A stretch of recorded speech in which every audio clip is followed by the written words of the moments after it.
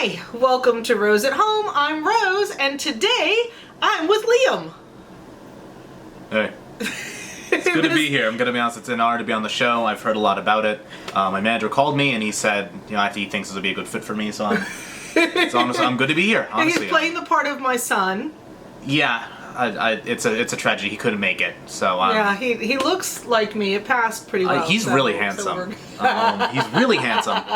Liam and I have gone to 4 open houses together. 4 together. So here's how this is going to work today. We are going to talk about our favorites down to our least favorites and our experience at each one. So stay tuned for the worst open house, the worst open house that we'll ever go to, because dear God in heaven, please don't make us go to another one like that. It was bad. There's no positives to this house. But we're gonna start with my favorite house, my crush house. Liam was with me. It was the first one we both went to. And so the first thing I want to talk about is the folks who were there. So for this one, and this was different than any of the other 3, there was a realtor and an agent. And I really, really liked them both. They were so nice and so friendly, and right from the beginning, I went in and I said, I'm not ready to buy yet. I'm just trying to experience open houses without the pressure of buying, and so I hope that's okay. And they didn't brush me off. They didn't they were just ask us questions. We're happy to talk to you. They gave me tips on things to ask about at other open houses, things to look for and all that kind of stuff. They were awesome.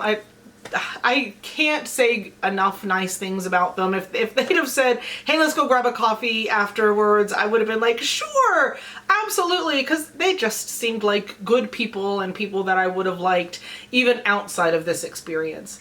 And I feel like that's important. I get for real estate agents that this is something they do every weekend and they sell houses all the time. But for me and for other people like me, this is like my first one. And if I find the right house, it's my last one. So I want good memories for all of it and to be around really good people. And there's a reason I'm saying all of this, because that doesn't happen at each of these.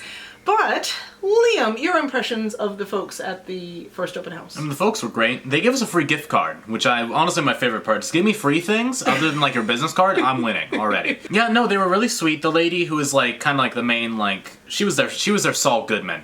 She was really sweet, fairly not very talkative, but like in the background very nice. Meanwhile, the guy, what's his name? Jake. Not from State Farm. Definitely not 3 in the morning. He just led us around the house. The house was fairly compact, but in like a good way. It was a cozy little cottage. And Jake was just there the entire way. He always walked us through. Again, he gave us little tips. Every little part of the house, he was like, yep, and this is this, and this got repaired. And we were like, well, we heard about this house down the road, so we're like, well, maybe this might be that. And I'm like, okay. I get you. But honestly, the folks were great. Yes. Again, the scenery was beautiful. You've probably talked about the house a lot. It was a good house, minus like the Olympian climb it takes to get up to it. Yeah, the driveway was very steep. Was like a 90-degree angle. I don't know how you even get a car up there. They had their cars up there, and I was like, I gotta put a little cinder block so it just doesn't roll down on accident. And the road outside of it was like potholey, and I was like, you're gonna go down there, it's like a pachinko machine. You're gonna explode. You're gonna die down there. But beyond that, it was lovely. They had like clovers. There was like a remade roof. Apparently the neighbors were nice. Mm-hmm. Neighbors were nice. Again, overall, it was a great experience. I'd say I saw like 8 out of 10. The folks were nice. They were constantly, actually 9 out of 10. Folks were nice. They were constantly there. They were always there for you. And the thing was that's kind of the main thing. Is the fact that they're not there for the house. They're there for you. And also there for the house. Yeah, I'll agree with that. Even when they knew that although I really want that house and someone else is buying it, at the time, they didn't know that I was going to fall in love with this house, and they didn't blow us off. They stayed as interested in us, even knowing that we were not the buyer for this house. Like, it didn't change them or the way they treated us at all, and that was really nice. And I still love that house, and I have ideas on how to fix that driveway, so... But she was just like, add stairs. And I'm like, yeah, you could add stairs to that. Well, Anyway, cut out the middleman. Put a ladder. Honestly, a ladder, yeah, kind of. Okay, so the second open house that we're going to talk about is actually the fourth one that we went on. It was my favorite. It was your favorite house? Yes, it was my favorite house. Your favorite open favorite house? The favorite house. Not favorite open house. It's like the first open house. Yes. It was a good house. It was a he liked it because, tell them. Actually, they had these black floors, like the black wood paneling, and I didn't know I liked black wood paneling as much as I did. It's really pretty. The only issue was the fact that it didn't connect to the hallway. It would be like black wood paneling, tile. Black wood paneling, tile. Flooring, not paneling. Paneling goes on a wall. It was a gamer's house. This is what I thought he was going to talk about. Oh, they did have so they had they call it the tech room, which was just this little room with like a nice PC setup with all the like RTX boxes. It wasn't the main reason I liked the house. I just liked the house's vibe. I loved the wooden. I loved the wood floors. The brick exterior was so. It's just it's a very archetypical house to me. It's got like the nice brick exterior, the wooden floors. The extension was a bit strange. See, I liked the extension. There were issues with it. It did what the driveway did at my favorite house. Where you're walking and you're like, I'm going down, and this is not intentional. It wasn't even like lightly where you're like, am I mistaken? No, you could see it in the wall. Like the windows were level and the wall went down. And the realtor was very nice, and we were supposed to talk about the realtor first. She was lovely. The realtor was super nice. She and the person from the third open house both worked for the same company. She was super sweet, super nice, laughed at my jokes, which was nice. Always love when that happens. So really pleasant, answered questions, but let us kind of roam on our own and that kind of thing. But she did say that they had the foundation checked and it was fine for that extension, and I was like, doesn't really help the situation. But it's still on a slope. It's still going downhill. If I put a ball there, it would start rolling.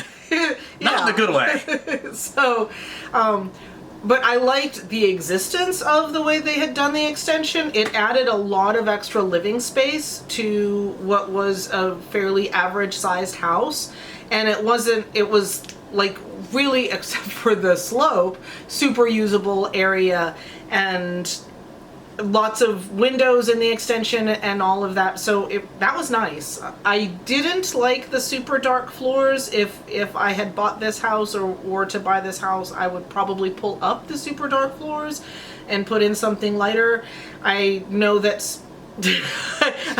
super dark floors are nothing but dust magnets, and you're constantly having to. They did have a Roomba. They did. They were very technical people. The other downside for that house was that it was a corner lot, which is really nice, but the street it was on the corner, like the street it was on was a nice quiet residential street, but it was a main thoroughfare that it was on.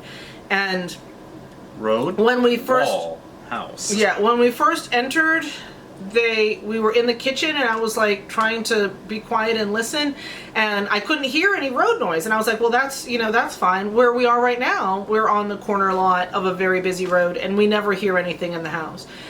But at that house, during the tour, when we went into the living room, you could hear the road really loud. It was really loud. And the way that the windows of the living room were, I was like, you're going to have blackout curtains at night, because the way like they had the TV and couch set up, and there didn't seem a different way to configure the room, but the headlights of the way the house was situated and the way the road was, the headlights would be coming in through your window all night. And this is a main road, so it's not one where you can expect there's not going to be any cars on it at night. This is a major road. So they did have blackout curtains already set up, though. Yeah, they had some curtains up there. So yeah, I'm sure they did. It seemed like they lived there. And that was one other thing that I really liked about this house.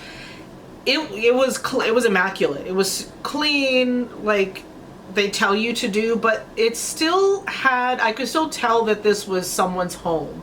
They were very tall people. They were very, very tall. And so in the gamer room, in the door jambs, they still had the marks from where they had measured their children's height. Their child apparently at 10 was about my height, which I was like, wow, these are tall people. But I liked that was there. I liked knowing that this was someone's home. This wasn't some investor just bought it to flip it and take all of the personality and character out of it. Like this, somebody lived here. And there was also above the sink, like Tall in people the wine? ceiling, tall people wine. There was a wine glass holder that you could reach up and I guess get the wine glass. You had to be like 6'3". Yeah, there's no way I could have. I don't. And really to be fair, drink wine, there was also but- short people wine in the corner, so you knew what they cared about. Yeah, but so they had that. I like that they didn't take that out. I like that they left those things. Would I consider that house? Yes. It was over my budget with interest rates where they are. Interest rates better, it would have been at the top end of my budget, and that would have been more consideration. The noise was something that I would have to consider, but the amount of space, the yard was really nice. There were a lot of pluses for that house. The only two real negatives for that house were price and noise. Other than that, it was a really nice house, but it's not a consideration because of price right now. Like, the bank's going to give me what the bank's going to give me kind of thing. So that's what put it out of contention for me.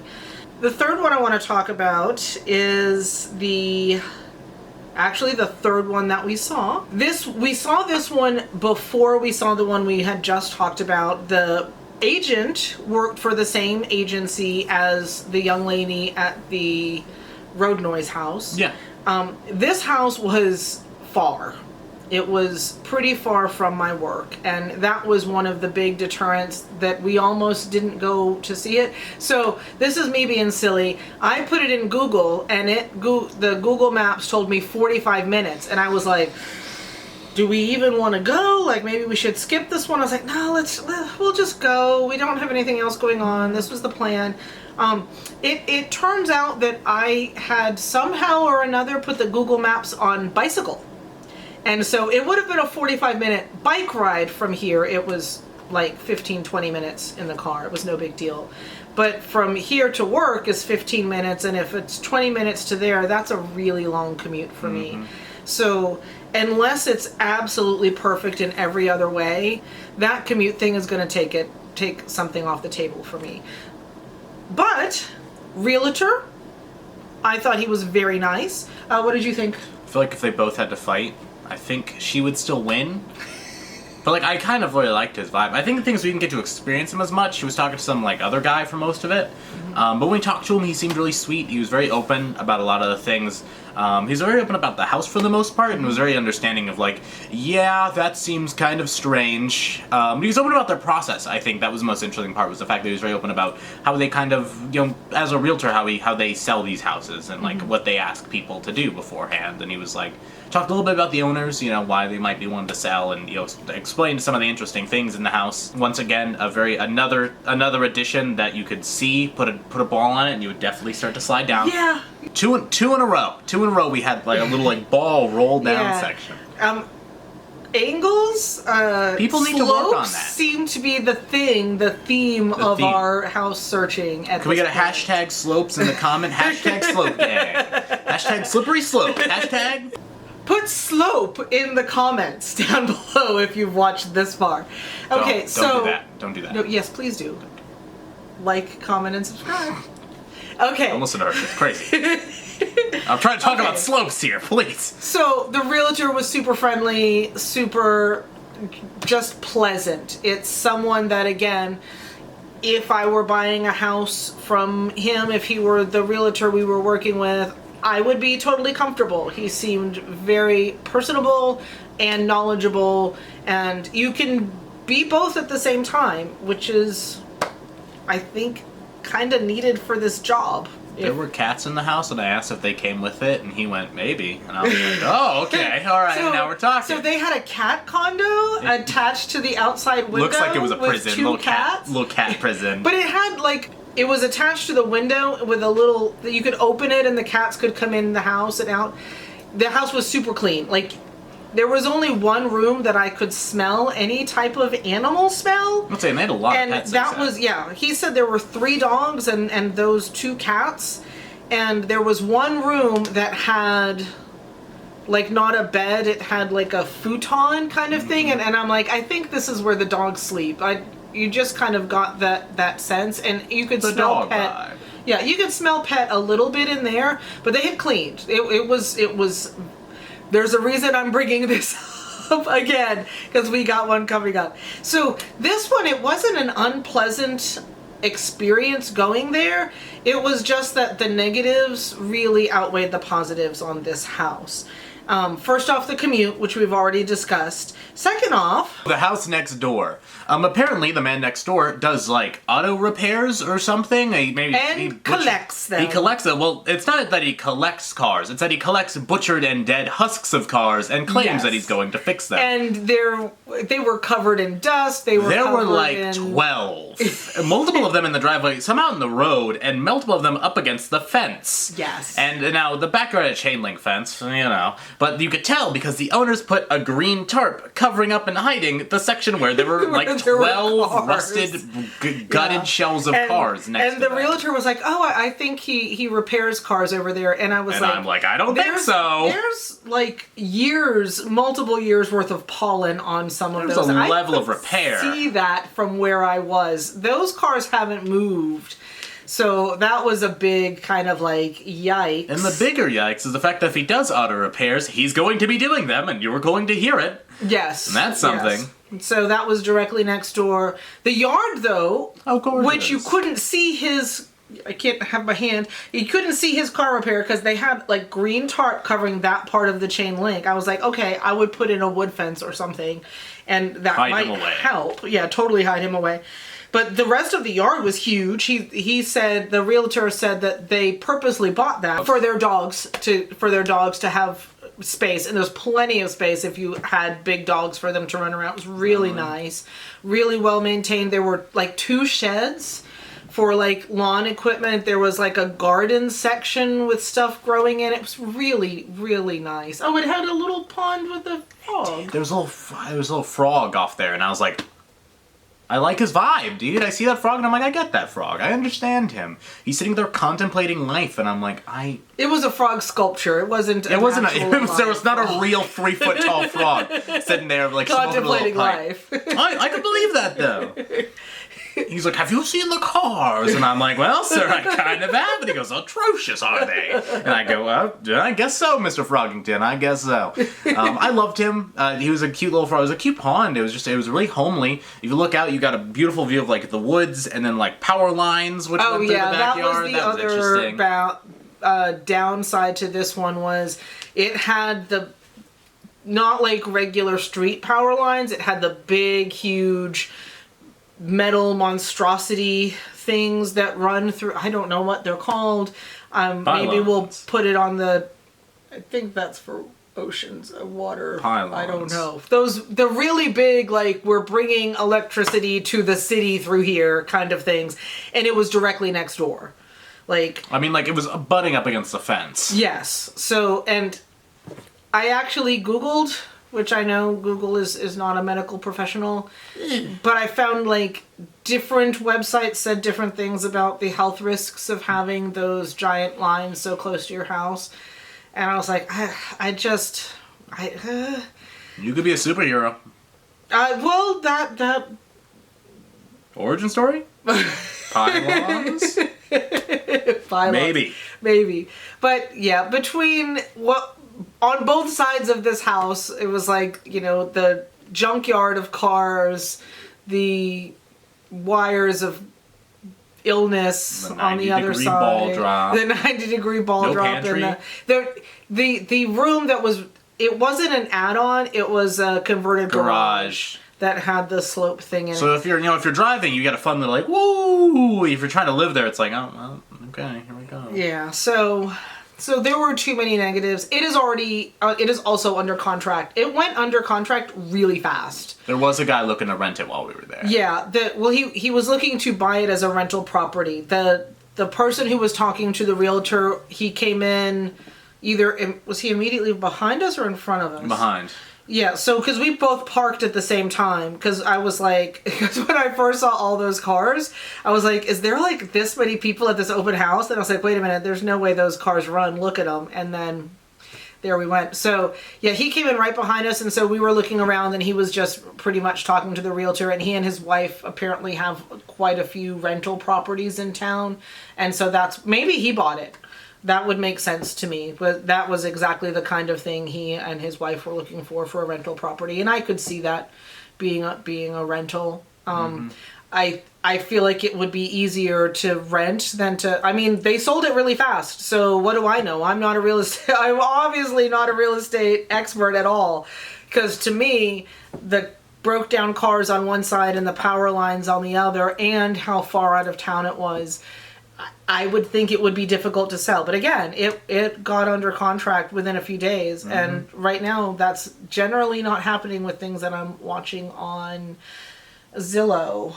Oh, he did one other thing he did that I really enjoyed, that I really appreciated. When I told him like where I teach, he flat out said like, this isn't a good choice for you. That's too far of a commute. And he gave me different neighborhoods to look into.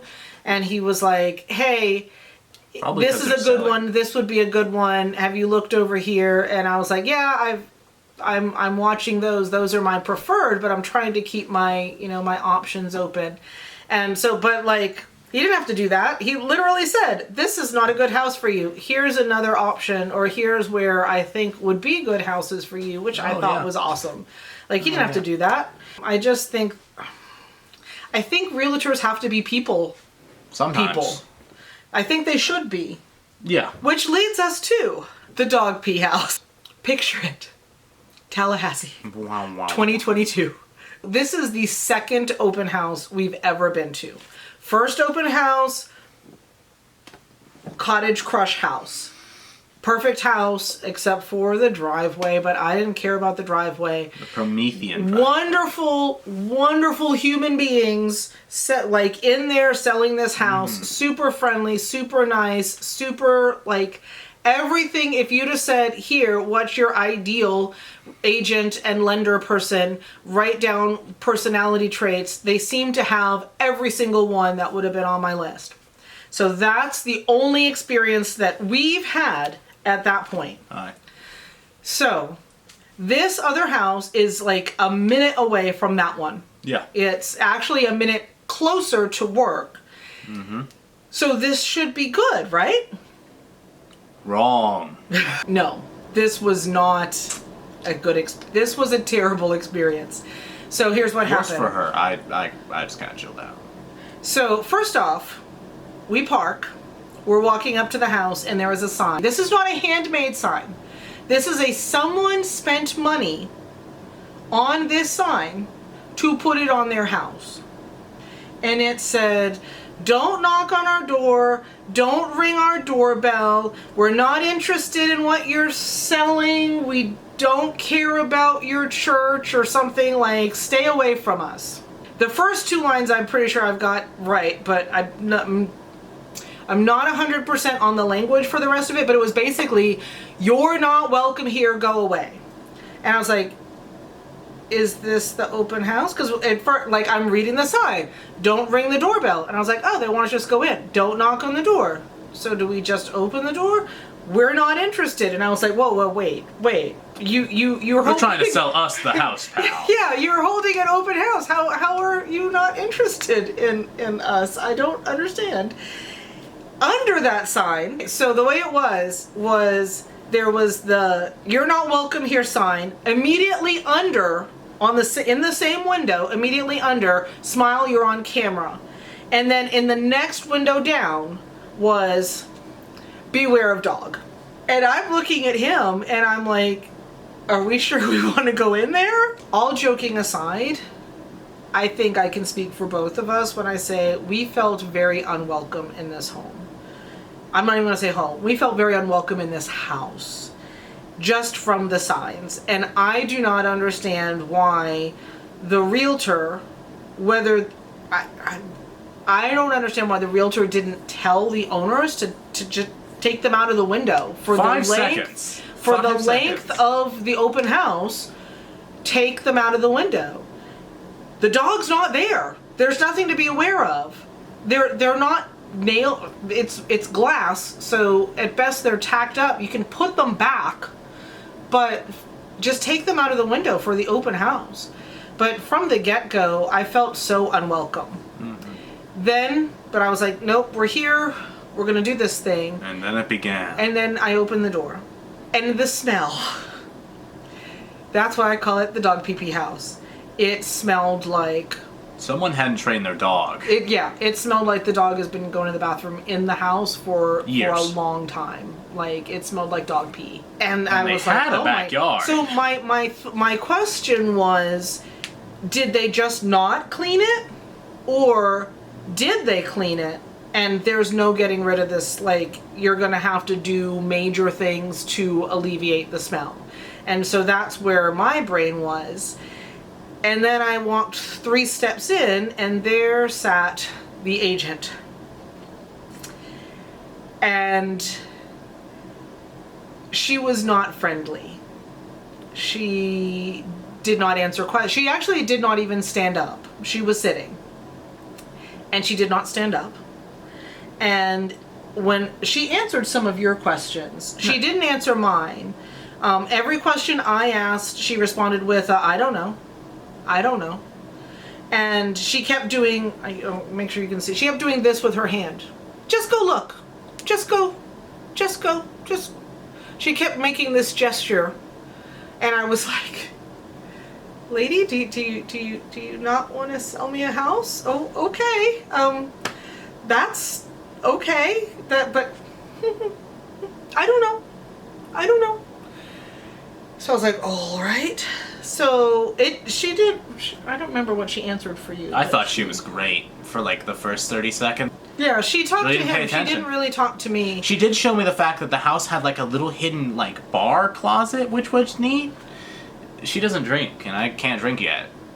Nor do I really want a little bar closet. I'm gonna be honest. But she did just... That was the one time she stood up. The one time she stood up was she stood up and you were in the other room. She stood up and was like, "This is cool." Bar closet. Closes it, sits back down, and I'm like, well, it's a bar closet. You're not wrong. Like, I can't deny you on that. I didn't even know that.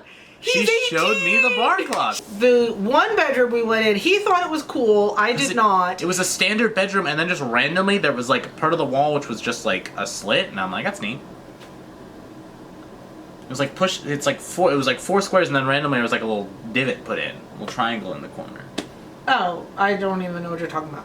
But she just forgot it. So it was cool. There's the bedroom, and it was set up like a hotel. Oh, you're talking about the master. I'm talking about the baby room. Oh, because there was a sink. Was it a double sink? It was a double sink. There were 2 sinks. It was a double sink in the bedroom. It was kind of like here's the bedroom, and then there was a hallway, and there was a door to the toilet and tub. To the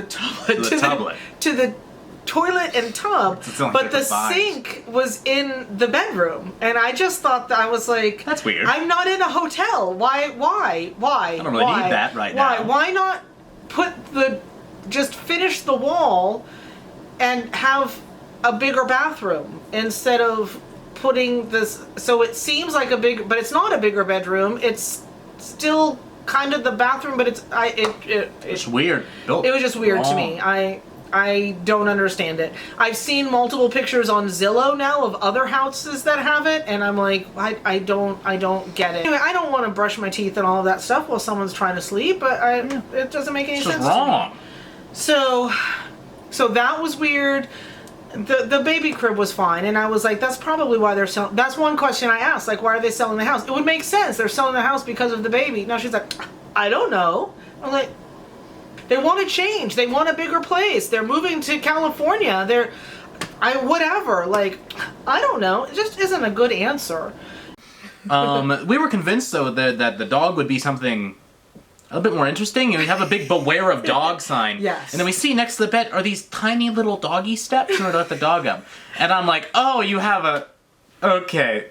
If your dog is puntable, I am not going to beware it. That thing is going through a field goal, pal. Yeah, that was just... The backyard was a bit sad. Yeah, it was tiny. It was, the grass is shredded at some point. Because probably the tiny dog. Okay, but it smelled like they never let that dog out once. Yes, I know. So I don't understand why the yard was such a mess when, the dog obviously was using the bathroom in the house the entire time. I'm glad that the really unpleasant agent was an anomaly, at least, knock on But the knock on me, and I'm like, nope. I'm a little guy. Knock on wood. I hope that doesn't happen again. To be honest, at that point, I was like, I don't know that I want to do this anymore. I'm going to wait till I'm ready for the real thing and only, like, try not to do these without, like, my agent or something. Mm-hmm. Because I've never felt so unwelcome in a home. And I kept thinking, she doesn't want to sell me a house. She has no interest in selling me a house. And I came home and I was talking to my roommate. And my thought was, they must already have an offer. Mm-hmm. Why else would you, and try to get me the bar closet. 18-year-olds with the bar closet. But why would you behave that way if you're trying to sell someone a house? That doesn't make any sense to me. And so I thought, she's not. She's obviously not trying to sell me this house. So she must already have an offer on it. And then it was on Zillow for weeks, still for sale, no contract. It now does have a contract. But my roommate, their thought was that she's leaving the industry. That with what's the turn in things and the slowdown in sales and things like that she's not making the money that she thought she would. She was very young, this real estate agent. In the 20s. She was probably in her early to possibly 24 mid. Is my prediction. Yeah, she was probably 23, 24. My guess is she just wasn't making the money she thought she was going to make, and so she was on her way out, so she didn't care. And I could totally see that. I did ask her if she went to my high school because I thought, well, maybe this attitude is because I taught her. And she said no. But she didn't then offer anything. She's like, no. But she didn't. I went to high school in Miami. I went to high school such and such. I went to no. She just said no. And then, it was just unpleasant. It was just unpleasant. So thank you so much for joining us through this harrowing, at times, story of our open houses. Story of our lives, honestly. Story of our lives right now. This is all a metaphor. A metaphor for the search for home. This is like Jacob's Ladder. Okay. Keep climbing. Okay, Leo. Keep climbing. Okay. So I hope you will come back again next week. I don't know that we'll have Liam every week, but we will have him on occasion. I cause problems. Because he's funny on occasion. Allegedly. We can't back that up. If I can hire this actor again to portray my son. Anyway. It's been an honor to have you all here. Remember to like, comment, and subscribe. And remember to put #SlopeGang in the chat. Okay. Bye. Bye.